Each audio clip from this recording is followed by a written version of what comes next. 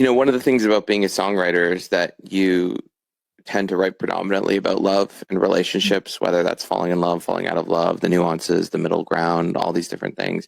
And so I try to live in the present, but what's been difficult is writing these songs is you have to revisit moments, specific moments that flash in front of you at 2 a.m. that I'm singing into my phone.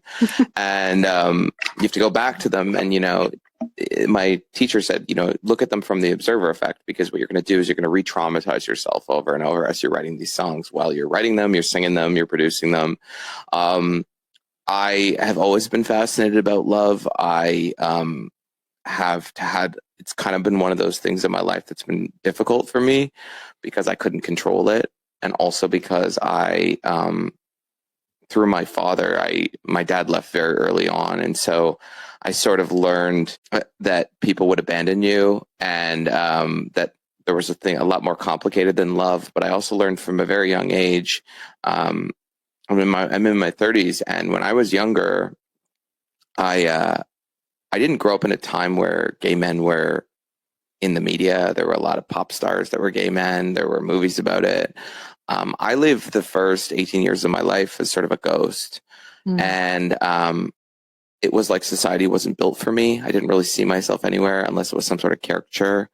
And so I learned very on. And again, there's men that are older than me that can say even more so.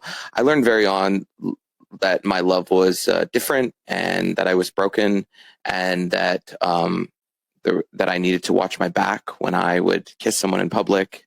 A lot of different things I learned about love through being a gay man. And but it's been a very beautiful experience, because I have learned what it's like for when I listen to the downtrodden.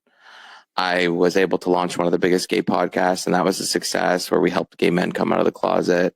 But I learned love through not only my father and society in a distorted manner, and it's been something that I've worked really hard to overcome. I currently go into love and dating right now very differently than I did before. First of all, people are always terrified I'm going to write a song about them, which honestly is probably the case. So, it's like, I don't make guarantees. I write about my life, right? I write about things that are 10 years ago too. I also write about other people's relationships and things that I notice.